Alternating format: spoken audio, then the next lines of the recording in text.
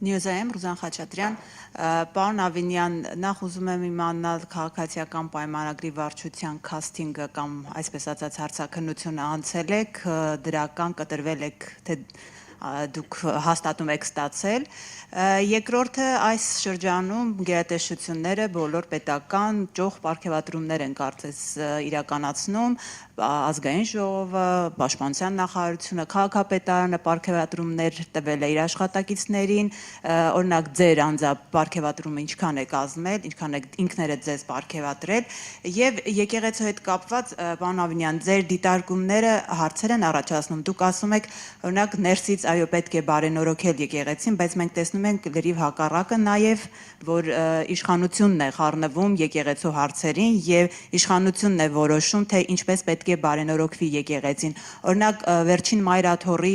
եթե իրավիճակին անդրադառնանք, դուք ինչ եք կարծում, դռները հարվածելը, կաթողիկոսի գերեզմանակարի վրա կանգնելը, հայոյելը, դա բարենորոգման ճանապարհ է։ Նախ անդրադառնամ ձեր երկրորդ հարցին եւ գիտեք, երբ դուք ասում եք, որ իշխանությունն է իրականացնում այդ բարենորոգումը, ես այդ վստահորեն չեմ համաձայնի, իշխանությունը բարձրաձայնում է խնդրի մասին։ Իշխանությունը հստակ իր դիրքորոշումն է հայտնում եւ իրականում իր դիրքորոշումը ժողովրդի դիրքորոշումն է։ Եթե մենք այստեղ որևէ կասկած ունենք, եկեք հարցում իրականացնենք, իրական հարցում իրականացնենք, որպեսզի հասկանանք արդյոք այն ինչը որ տեղի ա ունեցել վերջին տարիներին մեր եկեղեցու հետ կապված, մեր եկեղեցականների հետ կապված են բացահայտումները, որոնք որ տեղի են ունեցել, այն հայտարարությունները քաղաքական,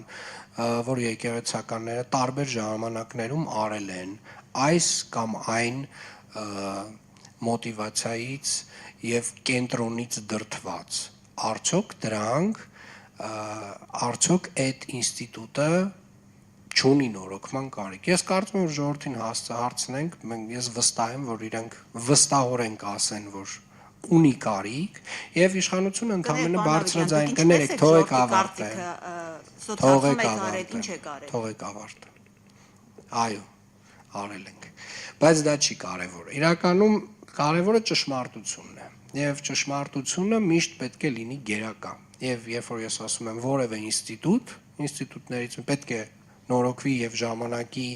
պահանջներին, ժամանակի տրամաբանությանը, ժամանակի հանրային, այսպես ասած, բաց այս նամանավանդ այն դարում, երբ որ ինֆորմացիան հասանելի է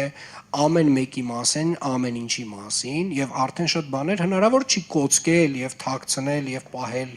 մութ ինչ-որ հատվածներ, պետք է համապատասխան այդ նորոգումը տեղի ունենա եւ այդ նորոգումը տեղի ունենում հենց եկեղեցու ներսից։ Ինչ վերաբերում է ձեր առաջին հարցին, արդյոք ես ցուցակում ընդգրկված եմ, այո, ես ընդգրկված եմ ցուցակում քաղաքացիական պայմանագիր կուսակցության։ Գիտեք, ձեր հարցը ես հասկանում եմ, որ մեր որոշ գործընկերներ են քաղաքացիական պայմանագիր կուսակցության ժողովրդավարական գործելավոճը շատ խորթ է։ Շատ խորթ է, այնքան խորթ է, որ չենք պատկերացնում, որ այդ որոշումը կայացնելու համար արդյոք մարդը պետք է լինի ցուցակում, թե չպետք է լինի, այդ ընդհանուր կանոնին ենթարկվում են բոլորը, եւ ես, եւ վարչապետը, եւ բոլորը, այսինքն բոլորս մեր հերթին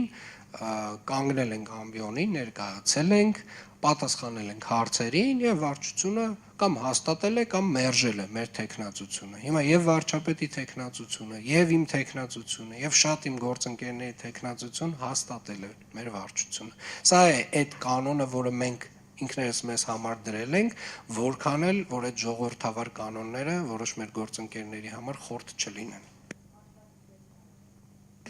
Պարգևատրումների մասով պարգևատրումները տրվում են ըստ արդյունքների եւ իրականում Երևանի քաղաքապետարանը իր նախանշած արդյունքներից շատ բաներ ավելի գերակատարել է եւ բոլոր գերակատարած ստորաբաժանումները ստանում են համապատասխան պարգևատրում, բայց ուզում եմ նաև արձանագրել, որ այս տարի պարգևատրում ստանում են նաև մեր մանկապարտեզների աշխատակիցները, մեր Երևան ավտոբուսի վարորդները, այսինքն պարգևատրումը տարվա ընդհանուր ամփոփման տրամաբանությամբ ստանում են տենց շատ լայն քանակի եւ շրջանակի մարդիկ։